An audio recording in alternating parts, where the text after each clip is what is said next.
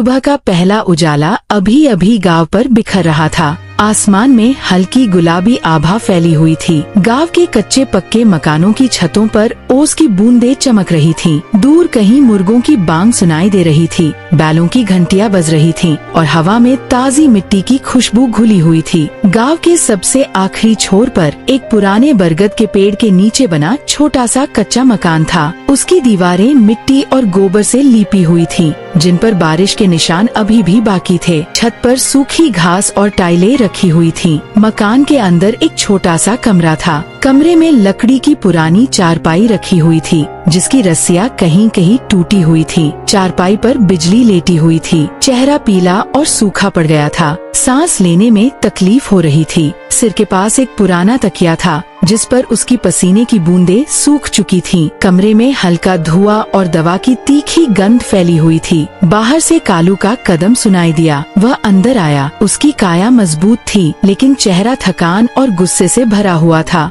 कंधे पर पुराना फावड़ा टिका हुआ था, जिसकी मिट्टी अभी भी चिपकी हुई थी। उसने बिजली की ओर देखा और भारी सांस ली। सुनो जी, बिजली ने बहुत धीमी कांपती आवाज में कहा। आज इतनी सुबह कहा जा रहे हो? थोड़ा रुक जाओ ना, मैं चाय बना दूं? कालू ने कड़वी हंसी निकाली। उसकी आंखें तीखी हो गईं। चाय? हाँ, बना दो, लेकिन पहले यह बताओ कि कब तक ऐसे ही पड़ी रहोगी? मैं सुबह से शाम तक मजदूरी करता हूँ, खेत पसीना बहाता हूँ, घर आकर बर्तन मांजता हूँ, रोटी बनाता हूँ, और तुम बस चारपाई पर पड़ी रहती हो। लगता है बीमारी का बहाना बनाकर आराम करने का शौक हो गया है। बिजली की आंखें नम हो गईं। उसने तकिए के किनारे को जोर से पकड़ लिया। कालू, क्या मैं जानबूझकर बीमार हुई हूँ? डॉक्टर ने कहा था फेफड़ों में संक्रमण है। खांसी इतनी तेज है कि रात को नींद नहीं आती। दवा खा रही हूँ, लेकिन ठीक होने में समय लगेगा। मैं खुद कितनी दुखी हूँ, ये तुम नहीं देख रहे हो। मेरे पैर कांपते हैं, उठने की हिम्मत नहीं होती। समझता हूँ, बहुत समझता हूँ, लेकिन समझने से पेट नहीं भरता।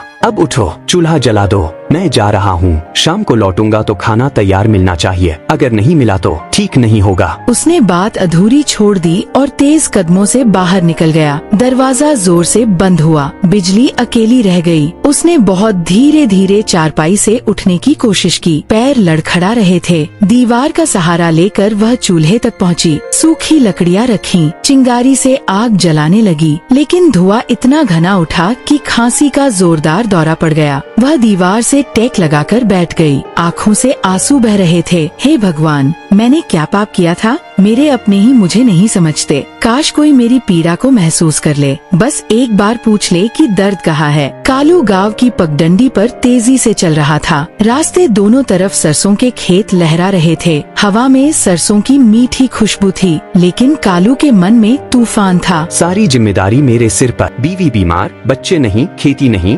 मजदूरी भी हाथ से जा रही है, और यह सेठ महीनों मजदूरी रोक कर रखता है। वह सेठ के बड़े खेत पर पहुंचा। खेत में मिट्टी की सौंधी खुशबू फैली हुई थी। दूर दूर तक हरी हरी फसलें लहरा रही थीं। वहाँ मंटू पहले से काम कर रहा था। मंटू का चेहरा शांत और मुस्कुराता हुआ था। उसकी उम्र भी कालू के बराबर थी, लेकिन स्वभाव बिल्कुल उल्टा, हमेशा दूसरों की मदद करने वाला। अरे कालू भाई, आज तो बहुत जल्दी आ गए। घर में सब कुशल मंगल? कालू ने फावड़ा जमीन पर पटक दिया। कुशल कैसा मंटू? घर में बीवी बीमार पड़ी है। रात को खांसी से नींद नहीं आती। मैं दोनों काम कर रहा हूँ। समझ नहीं आता मजदूरी करूँ या घर संभालूं। मंटू ने अपना फावड़ा रखा। भाई, औरत घर की नींव होती है। अगर वह सच में बीमार है तो उसकी सेवा करना पति का सबसे बड़ा फर्ज है। गुस्सा मत करो, आज शाम को मैं दवा ले आऊंगा। थोड़ा प्यार से बात करो। बीमारी में पक्षी बहुत अकेला महसूस करता है। तुम भी वही पुरानी बातें शुरू कर दी है। सब नाटक है मंटू। औरतें बीमार पड़कर आराम करना चाहती हैं। दोनों काम में लग गए। सूरज धीरे धीरे ऊपर चढ़ रहा था। पसीना बह रहा था। मिट्टी के कण हवा में उड़ रहे थे। मंटू तेजी से फावड़ा चला रहा था। हर फावड़े के साथ मिट्टी के टुकड़े उछल रहे थे। कालू थकाहारा चिड़चिड़ा होकर काम कर रहा था। उसकी कमर दर्द कर रही थी। दोपहर के करीब सेठ लाठी टेकते हुए खेत में आए। उन्होंने काम देखा तो भड़क उठे। अरे कालू, यह क्या कर रहा है तू? देख, मंटू ने तुझसे कितनी ज्यादा जमीन खोद दी है और अभी तक सिर्फ एक गड्ढा भर ही खोद पाया है। सेठ जी, आपको मेरे में ही कमी दिखती है। मैं सुबह से बिना रुके मेहनत कर रहा हूँ। थकान से मेरी कमर टूट रही है। आपने यह नहीं देखा? सेठ ने लाठी जमीन पर ठोकी। थकान तो सबकी होती है। मैं सबको बराबर मजदूरी देता हूँ तो काम भी बराबर चाहता हूँ। बहाने मत बना। सेठ जी, आप हमारा भला नहीं कर रहे। महीनों मजदूरी करते हैं, पैसे देने में टाल मटोल करते हो, ऊपर से अपमान। बस बहुत हो गया। हम पक्षी हैं, गुलाम नहीं। इतनी हिम्मत? अभी के अभी मेरे खेत से निकल जा और कभी मत दिखना। कालू गुस्से में कांपता हुआ फावड़ा उठाकर खेत से बाहर निकल आया। उसके पीछे मंटू दौड़ा। भाई, गुस्से में फैसला मत ले, रोजी रोटी चली जाएगी। अब इस सेठ की गुलामी नहीं करूँगा मंटू। भूखा मर जाऊंगा लेकिन ये अपमान नहीं सहूंगा। अगली सुबह हल्की धूप आंगन में फैली हुई थी। कालू घर के दरवाजे पर बैठा फावड़े को बार बार जमीन में ठोक रहा था, जैसे अपने मन का गुस्सा निकाल रहा हो। तभी मंटू कुल्हाड़ी कंधे पर रखे आया। कालू, अभी तक उसी बात पर बैठे हो? चलो जंगल चलते हैं, लकड़ी काट कर बेचेंगे। सेठ के टुकड़ों पर क्यों जिएंगे? कालू ने सोचा, फिर उठ खड़ा हुआ। ठीक है, अब यही सहारा बचा है। दोनों कंधे पर कुल्हाड़ी रखकर चल पड़े। गांव की पगडंडी संकरी थी। दोनों तरफ हरे भरे खेत, दूर तक फैली पहाड़ियाँ, बीच बीच में आम और नींबू के बाग। हवा में पत्तियों की सरसराहट और मिट्टी की खुशबू थी। जंगल की ओर जाते जाते मंटू बातें कर रहा था। देख कालू, जंगल बड़ा है। मेहनत करेंगे तो 2-3 दिन का खर्चा आसानी से निकल जाएगा। जंगल घना और ठंडा था। ऊंचे ऊंचे पेड़ सूरज की रोशनी को छान रहे थे। जमीन पर सूखी पत्तियां बिछी हुई थीं। दोनों ने पेड़ चुने और कुल्हाड़ी चलानी शुरू की। ठक ठक की आवाज जंगल में गूंज रही थी। थोड़ी देर बाद कालू थक कर बैठ गया। तभी दूर से एक दुबला पतला बूढ़ा पक्षी आता दिखा, लेकिन आँखों में अपनापन था। वह धीरे धीरे चला आया। बेटा, जरा मेरे लिए भी थोड़ी लकड़ी काट दोगे? बूढ़ा हो गया हूँ, इस शरीर में अब ताकत नहीं बची। अरे बूढ़े, खुद क्यों नहीं काट लेते? हम तुम्हारे नौकर थोड़े हैं। कालू, क्या बोल रहे हो? सामने कोई असहाय खड़ा है। बाबा, आप चिंता मत करो, मैं काट कर देता हूँ। इसके बाद मंटू लकड़ी काटना शुरू करता है। कालू पास खड़ा गुस्से में देख रहा था। मंटू, मेरे मना करने पर भी तू उस बूढ़े के लिए लकड़ी क्यों काट रहा है? अरे कालू, तुम उस बूढ़े की उम्र नहीं देख रहे। इस उम्र में वह सब कैसे करेगा? अरे बूढ़ा है तो मर क्यों नहीं जाता? क्यों जी रहा है बोझ बनकर? मंटू उसकी बात को अनसुना कर लकड़ी इकट्ठा करता है, फिर उठाकर बूढ़े की ओर बढ़ता है। कालू भी नाराज होते हुए उसके पीछे पीछे चलता है। जंगल के भीतर एक छोटी सी झोपड़ी थी। बूढ़ा दोनों को उस झोपड़ी के पास ले जाता है। उसके चेहरे पर थकान थी, लेकिन आँखों में अपनापन था। बेटा, तुम्हारा धन्यवाद। क्या तुम इन लकड़ियों को मेरे घर के अंदर रख दोगे? अरे तुमसे इतना भी नहीं होता। मैं अच्छे से जानता हूँ, तुम लोगों को, भोले भाले लोगों को मूर्ख बनाकर खूब काम करवाते हो। नहीं बेटा, ऐसा नहीं है। मैं तो लोगों से उनके स्वभाव के अनुसार ही बात करता हूँ। जो जैसा होता है मैं वैसा ही बर्ताव करता हूँ। कालू गुस्से में खड़ा था, लेकिन बूढ़े की शांत और विनम्र बातें सुनकर थोड़ी देर के लिए चुप हो जाता है। मंटू लकड़ियाँ उठाकर झोपड़ी के भीतर रखता है। तभी उसकी नजर कोने में टंगी कई पुरानी और चमचमाती कुल्हाड़ियों पर पड़ती है। उनमें से एक कुल्हाड़ी सोने जैसी दमक रही थी। अरे बाबा, आपके पास तो इतनी सारी कुल्हाड़ियाँ हैं और यह तो सोने की कुल्हाड़ी लग रही है। इतना सुनते ही कालू तुरंत भीतर आ जाता है। उसकी आंखें लालच से खैल जाती हैं। वह सीधे सोने की कुल्हाड़ी पर नजर गड़ाता है और धीरे धीरे मन ही मन सोचता है, अरे वाह, यह तो सचमुच सोने की कुल्हाड़ी है। अगर यह मेरे हाथ लग जाए तो मुझे मजदूरी नहीं करनी पड़ेगी। बाबा, यह इतनी सारी कुल्हाड़ियाँ आपके पास कैसे आई? मंटू, तुझे नहीं पता क्या यह कुल्हाड़ियाँ इस बूढ़े ने तुझ जैसे लोगों को मूर्ख बनाकर ही इकट्ठी की होंगी। बूढ़ा शांत भाव से मुस्कुराता है। उसकी आंखों में जरा भी क्रोध नहीं था। नहीं बेटा, ऐसा नहीं है। मुझे बचपन से ही लकड़ी काटने का शौक था, इसीलिए अलग अलग जगह से कुल्हाड़ियाँ इकट्ठी करता रहा। इसी शौक के चलते मेरे पास यह सब है। मंटू आदर से सिर हिलाता है, जबकि कालू अविश्वास और लालच में कुल्हाड़ियों को घूरता रहता है। एक बात और बेटा, जब कोई मुझसे कुल्हाड़ी मांगता है तो मैं उसे कुल्हाड़ी दे भी देता हूँ। कालू यह सुनकर चौंक जाता है। उसकी आंखें चमक उठती हैं। क्या सच में बाबा, अगर मैं मांगूं तो आप मुझे कुल्हाड़ी देंगे? क्यों नहीं बेटा, जरूर दूंगा। लेकिन बाबा, मैंने तो आपकी कोई मदद भी नहीं की। फिर भी आप मुझे कुल्हाड़ी देंगे? बेटा, हर कोई अपना अपना कर्म करता है। तुमने जो किया वह तुम्हारा कर्म था और जो मैं करूँगा वह मेरा कर्म होगा। ये सुन कालू की बेचैनी और बढ़ जाती है। तो दीजिए ना बाबा, मुझे वही सोने की कुल्हाड़ी दीजिए। बूढ़ा कुछ पल चुप रहता है, फिर कोमल स्वर में समझाता है।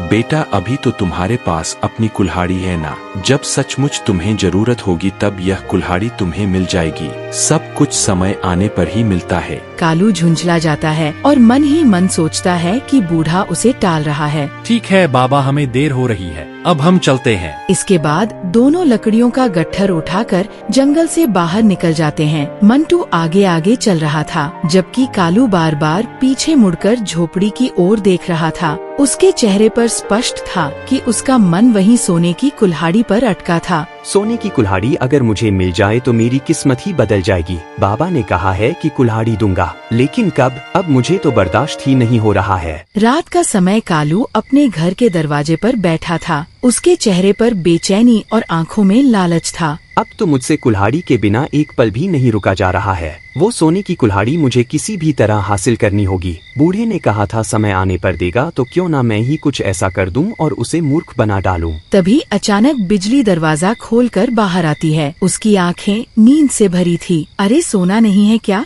पूरी रात ऐसे ही दरवाजे पर बैठे रहोगे? घर में चैन क्यों नहीं मिलता तुम्हें? अरे तू क्यों मेरा दिमाग खराब करने चली आई? जाकर सो जा, मेरी मर्जी, मैं सोऊं या ना सोऊं। बिजली गुस्से में उसका चेहरा देखती है, फिर बिना कुछ कहे अंदर चली जाती है। कालू फिर से आसमान की ओर ताकता है और मन ही मन योजना बनाने लगता है। अगली सुबह सूरज निकलते ही कालू अपने हाथ में अपनी पुरानी कुल्हाड़ी लेकर घर से निकल पड़ता है। उसका चेहरा दृढ़ और मन में चालाकी भरी थी। वह मंटू के घर पहुंचकर जोर से आवाज लगाता है। मंटू, ओ मंटू, बाहर आ रे, तुझसे एक जरूरी काम है। मंटू अंदर से बाहर आता है। वह अब भी कल की थकान से सुस्त दिखाई देता है। अरे कालू, इतनी सुबह सुबह क्यों शोर मचा रहा है? क्या हुआ? अरे मंटू, लकड़ी लेने नहीं चलना तुझे? अरे भाई चल रुक, पहले कुल्हाड़ी तो लेने दे। मंटू अंदर जाकर कुल्हाड़ी लाता है। कालू बाहर खड़ा मन ही मन मुस्कुराता है, जैसे कोई चाल दिमाग में पहले से ही पक्की कर रखी हो। आज तो मेरी योजना पूरी होगी,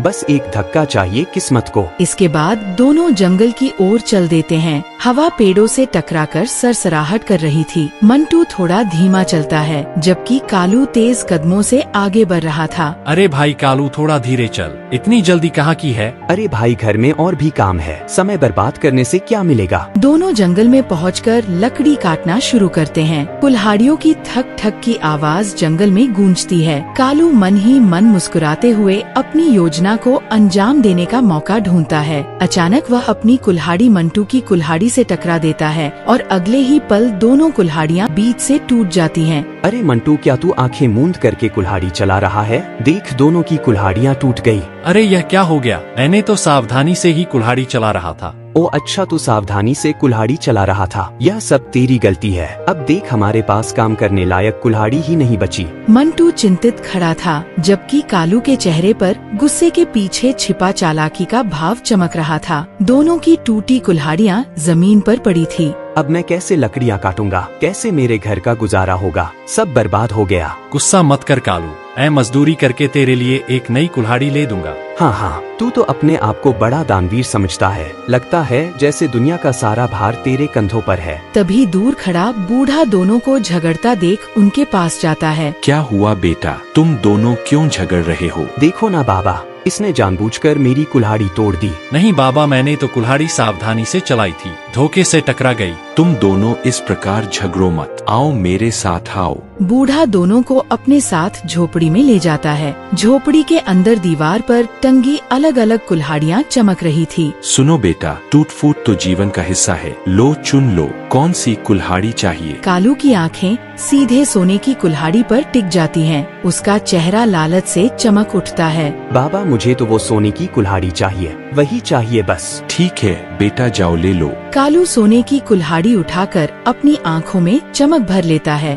बेटा मंटू, तुम भी एक कुल्हाड़ी ले लो। नहीं बाबा, मेरे पास अभी एक और कुल्हाड़ी है, मुझे जरूरत नहीं। बेटा, मेरी मर्जी से तुम भी एक कुल्हाड़ी ले जा सकते हो। यह मेरा आशीर्वाद होगा। मंटू विनम्रता से सिर झुकाता है और एक कुल्हाड़ी उठा लेता है। कालू जल्दी से बाहर निकलता है, जैसे उसे अब कोई और बात सुनने की फुर्सत नहीं। दोनों बूढ़े को धन्यवाद कहकर घर की ओर लौटते हैं। कालू के चेहरे पर उत्साह और आंखों में लालच तैर रहा था। अब मैं इस सोने की कुल्हाड़ी को बेच दूंगा, इससे मेरे पास ढेर सारे पैसे आ जाएंगे। फिर मुझे जिंदगी भर काम करने की जरूरत नहीं पड़ेगी। इसके बाद दोनों गांव पहुंचते हैं। कालू दौड़ते हुए अपने घर पहुंचता है। अंदर घुसते ही वह सोने की कुल्हाड़ी को कोने में रख देता है। अब तो मेरी किस्मत ही बदल जाएगी। लेकिन अगले ही पल वह सोने की कुल्हाड़ी धीरे धीरे चमक खोने लगती है और उसकी जगह जहरीले सांप लहराने लगते हैं। उनके फन उठे थे और आंखों से आग निकल रही थी।